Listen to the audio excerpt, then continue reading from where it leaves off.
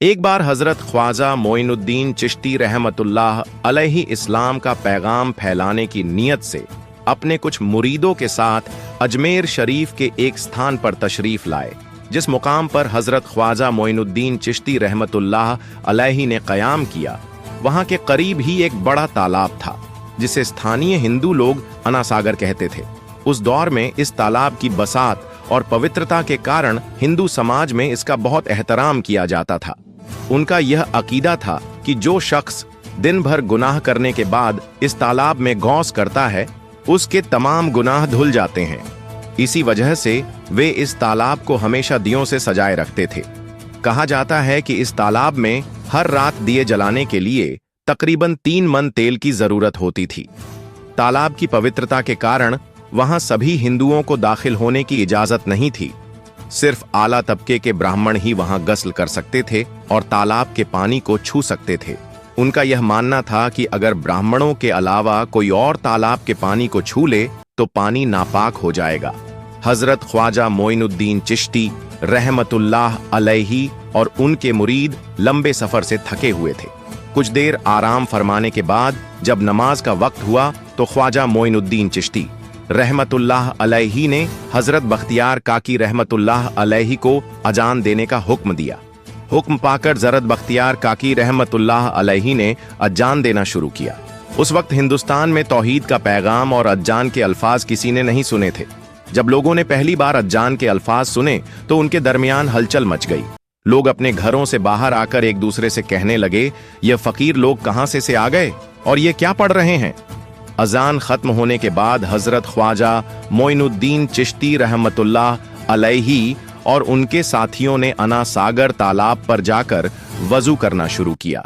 जब हिंदू पुजारियों ने देखा कि एक अजनबी दरवेश उनके मखसूस तालाब का इस्तेमाल कर रहा है तो उनके दिल में गुस्से की आग भड़क उठी। एक पुजारी बोला, ये दरवेश कहां से आ गया? बिना हमारी इजाजत के इसने हमारे पाक तालाब को हाथ लगा दिया। हम इस तालाब को कितना मुकद्दस मानते हैं और इन मुसाफिरों ने इसे नापाक कर दिया है। इसका कोई हल नहीं, निकालना ही होगा। इसके बाद हजरत ख्वाजा मोइनुद्दीन चिश्ती रहमतुल्लाह अलैहि ने तमाम साथियों के साथ मिलकर जमात के साथ नमाज अदा की। लोग यह मंजर देखने लगे और कहने लगे, यह तो कोई अजीब फकीर है। हमारे मंदिरों में सब देवी देवता मौजूद हैं और यह उनकी इबादत न करके किसी नए खुदा की इबादत कर रहा है। अगर मंदिर के बाहर भी कोई खुदा है तो उसे भी मंदिर में रखा जाना चाहिए ताकि लोग उसकी भी पूजा कर सकें। शाम ढलने लगी। शाम होते ही राजा पृथ्वीराज के ऊंटों के चरवाहे अपने ऊंट लेकर उस जगह पहुंचे। इत्तेफाक से हजरत ख्वाजा मोइनुद्दीन चिश्ती रहमतुल्लाह अलैहि उसी जगह पर तशरीफ फरमा थे जहां आमतौर पर राजा के ऊंट आराम किया करते थे। चरवाहों ने देखा कि एक दरवेश का काफिला उनके मुकाम पर आकर बैठा है। उन्होंने हजरत ख्वाजा मोइनुद्दीन चिश्ती रहमतुल्लाह अलैहि और उनके साथियों से कहा, अरे फकीर बाबा, आप कहां से तशरीफ लाए हैं और यहां आकर बैठ गए? क्या आपको मालूम नहीं कि यहां रोजाना राजा पृथ्वीराज के ऊंट आराम फरमाते हैं? राजा के ऊंट यहां आराम करते हैं। यह जानते हुए भी आपने यहां बैठने की जुर्रत कैसे की? हजरत ख्वाजा मोइनुद्दीन चिश्ती रहमतुल्लाह अलैहि ने उन चरवाहों को नरमी से जवाब दिया, बाबा, हम मुसाफिर हैं और अनजान हैं। हमें मालूम नहीं था कि इस मुकाम पर राजा के ऊंट आराम करते हैं, क्योंकि हम पहले ही यहां रात गुजारने का इरादा कर चुके हैं। तुम अपने ऊंटों को आज किसी और जगह आराम देने ले जाओ। आसपास बहुत सी जगह हैं।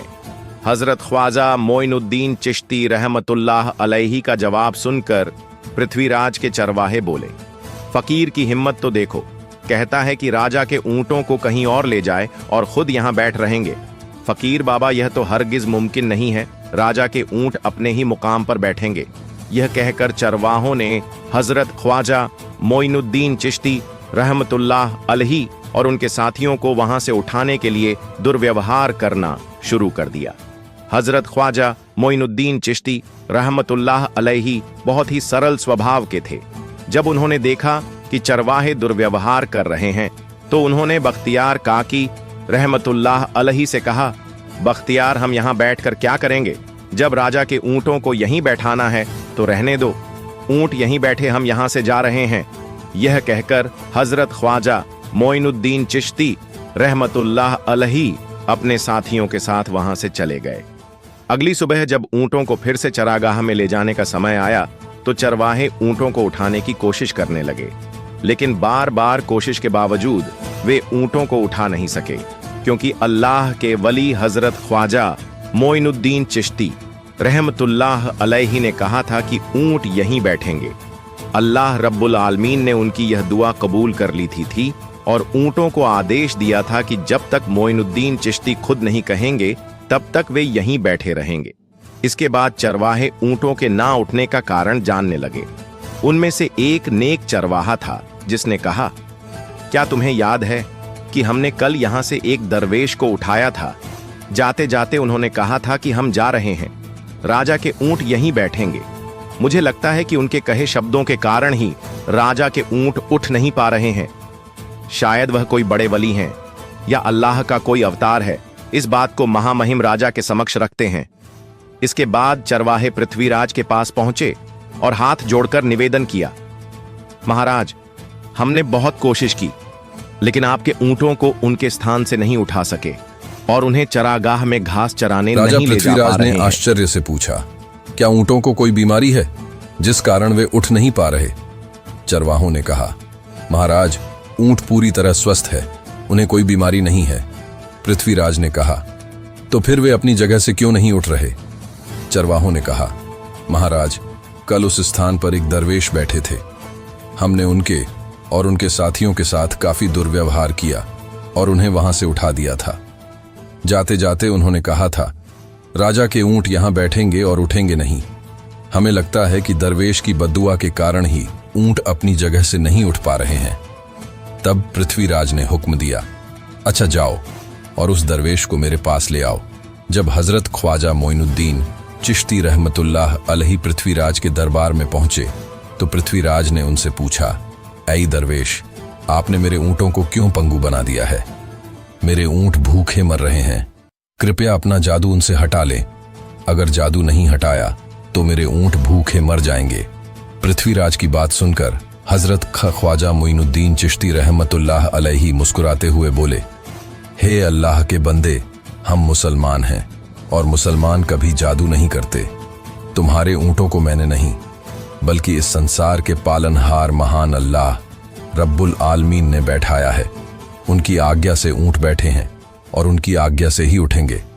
लेकिन मैं उस सर्वशक्तिमान से प्रार्थना कर सकता हूं कि वह तुम्हारे ऊंटों को उठने की अनुमति दे। इसके बाद हजरत ख्वाजा मोइनुद्दीन चिश्ती रहमतुल्लाह अलैहि ने अल्लाह से दुआ की, हे अल्लाह, इन ऊंटों को उनकी जगह से उठने की तौफीक दें। हजरत ख्वाजा मोइनुद्दीन चिश्ती रहमतुल्लाह अलैहि की दुआ करते ही चरवाहों ने देखा कि ऊंट अपनी जगह से उठकर चरागाह की ओर बढ़ने लगे। यह दृश्य देखकर चरवाहे चकित रह गए और हजरत ख्वाजा मोइनुद्दीन चिश्ती रहमतुल्लाह अलैहि की करामत की खबर पूरे अजमेर में फैल गई। जैसे जैसे हिंदुओं के बीच हजरत ख्वाजा मोइनुद्दीन चिश्ती रहमतुल्लाह अलैहि की करामत की बातें फैलने लगी और इस्लाम की महानता उनके सामने प्रकट होने लगी, मंदिर के पुजारी भयभीत हो गए। वे सोचने लगे, अगर यही चलता रहा तो सभी हिंदू मुसलमान बन जाएंगे। तब वे पृथ्वीराज के पास पहुंचे और निवेदन किया, महाराज, यह दरवेश हमारे राज्य में अशांति फैला रहे हैं। यदि आपने अभी इसका कोई उचित समाधान नहीं निकाला तो यह दरवेश सभी हिंदुओं को मुसलमान बना देंगे और तब हमारे देवताओं की पूजा करने वाला कोई नहीं बचेगा। आप इन्हें यहां से भगा दें, नहीं तो यह हमें यहां से बाहर निकाल देंगे। महाराज, हम आपको एक और भयावह बात बताना चाहते हैं। यह दरवेश कहते हैं कि जिन मूर्तियों की हम पूजा करते हैं वे पूजनीय नहीं है। उनका कहना है कि यह केवल निर्जीव पत्थर है जिनमें कोई शक्ति नहीं है। यह साधारण लोगों को इस तरह की बातें बताकर भ्रमित करना चाहते हैं।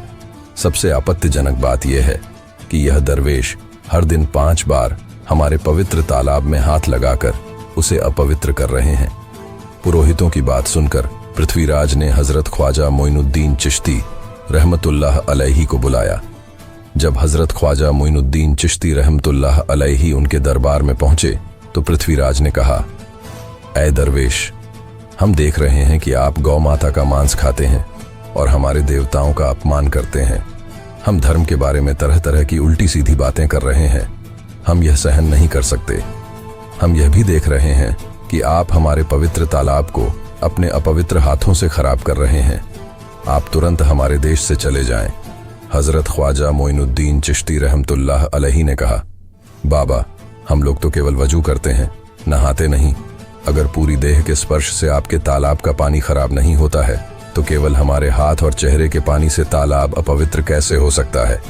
यह सुनकर पृथ्वीराज ने कहा, वे सभी लोग हमारे धर्म के हैं, जबकि तुम लोग कहीं और से आ गए हो। तुम हमारे धर्म के नहीं हो, इसलिए तुम्हारे हाथ लगाने से हमारा तालाब अपवित्र हो जाता है। तब हजरत ख्वाजा मोइनुद्दीन चिश्ती रहमतुल्लाह अलैहि ने कहा, अच्छा बाबा, हम अब आपके तालाब के पानी को हाथ नहीं लगाएंगे, लेकिन हमें पानी की जरूरत है, तो हम चाहते हैं कि केवल एक बर्तन में पानी ले लें। पृथ्वीराज ने कहा, ठीक है, तुम पानी ले सकते हो, लेकिन तुम्हारा बर्तन तालाब में लगे, तुम्हारे हाथ नहीं। अगर तुम्हारे हाथ स्पर्श करें तो हम इसके खिलाफ सख्त कार्रवाई करेंगे। राजा के साथ सहमति के बाद हजरत ख्वाजा मोइनुद्दीन चिश्ती रहमतुल्लाह अलैहि ने अपने मुख्य खलीफा बख्तियार काकी रहमतुल्लाह अलैहि से कहा, बख्तियार, जाओ और राजा के तालाब से एक बर्तन में पानी ले आओ, लेकिन बहुत सावधानी से पानी लेना, ताकि तुम्हारा हाथ तालाब के पानी को छू न सके। बख्तियार काकी रहमतुल्लाह अलैहि हजरत ख्वाजा मोइनुद्दीन चिश्ती रहमतुल्लाह अलैहि के आदेश का पालन करते हुए आना सागर से पानी लेने गए। उन्होंने बर्तन को तालाब में डुबोया और उनका हाथ पानी को नहीं छू सका, क्योंकि चमत्कारवश पूरा तालाब एक छोटे बर्तन में समा गया। आना सागर पूरी तरह से सूख गया और उसकी तली में केवल सूखी रेत दिखाई देने लगी। जब पुरोहितों ने देखा कि उनके पवित्र तालाब में एक भी बूंद पानी नहीं बची है और वह मरुस्थल की तरह सूख गया है, तो वे घबराते हुए राजा पृथ्वीराज के पास गए और बोले, महाराज, यह तो भारी संकट हो गया है। पर पृथ्वीराज ने पूछा, क्या हुआ? पुरोहितों ने कहा, उस दरवेश ने हमारे पूरे तालाब का पानी ले लिया है। अब हमारे पवित्र तालाब में एक बूंद भी पानी नहीं है। अगर इस तालाब में पानी नहीं होगा तो हम अपने पापों का प्रायश्चित कैसे करेंगे? दूर दूर से हजारों हिंदू लोग इस तालाब में स्नान करने आते हैं ताकि वे अपने पाप धो सके। अगर पानी नहीं रहेगा तो वे यहाँ आना बंद कर देंगे, जिससे हमारा बड़ा नुकसान होगा और अजमेर की मान मर्यादा मिट्टी में मिल जाएगी। पृथ्वीराज गहरे विचार में पड़ गए। वे हजरत ख्वाजा मोइनुद्दीन चिश्ती के खिलाफ कोई कठोर कदम उठाने से झिझक रहे थे, क्योंकि उन्हें आशंका थी कि अगर उन्होंने दरवेश के खिलाफ सैनिक भेजे और दरवेश ने सैनिकों पर भी जादू कर दिया तो उनकी परेशानी और बढ़ जाएगी। इसलिए उन्होंने कहा, तुम लोग जाओ और उस दरवेश को मेरे पास बुला कर लाओ। मैं देखता हूं कि वह क्या चाहता है। अगर उसकी मांग उचित होगी तो हम उसे मान लेंगे, और यदि उचित नहीं हुई तो हम माफी मांगकर अपना तालाब का पानी वापस ले लेंगे। जब हजरत ख्वाजा मोइनुद्दीन चिश्ती रहमतुल्लाह अलैहि पृथ्वीराज के दरबार में पहुंचे तो पृथ्वीराज ने कहा, ए बाबा, आपने हमारे तालाब का सारा पानी ले लिया है। हम अपने पापों का प्रायश्चित कैसे करेंगे? पूरे दिन के पाप हम इस तालाब में स्नान करके धोते हैं। अगर तालाब में पानी नहीं होगा तो हम अपने पाप कैसे धोएंगे? हजरत ख्वाजा मोइनुद्दीन चिश्ती रहमतुल्लाह अलैहि ने उत्तर दिया, देखो बाबा, तुम्हारे पास आना सागर है, पर दुनिया के हर कोने में ऐसा तालाब नहीं है, तो क्या वे लोग अपने पाप कैसे धोएंगे? पापों को धोने की ताकत इस तालाब के पानी में नहीं है। पापों को माफ करने वाला केवल अल्लाह है, जिसने आकाश, धरती और पूरी सृष्टि बनाई है। उसकी इजाजत के बिना एक पत्ता भी नहीं हिलता। इसलिए मैं तुम्हें इस भ्रम को छोड़कर सही राह पर आने की दावत देता हूँ। वहां मौजूद हजारों हिंदू हजरत ख्वाजा मोइनुद्दीन चिश्ती रहमतुल्लाह अलैहि की बातें मंत्रमुग्ध होकर सुन रहे थे। इसके बाद उन्होंने कहा, जाओ बख्तियार, जिस बर्तन में तुमने तालाब का पानी लिया था उसे वापस तालाब में डालाओ। बख्तियार काकी रहमतुल्लाह अलैहि हजरत ख्वाजा मोइनुद्दीन चिश्ती रहमतुल्लाह अलैहि के हुक्म से आना सागर में बर्तन का पानी डालने गए। जैसे ही बर्तन का पानी तालाब में डाला, आना सागर फिर से पानी से लबालब भर गया।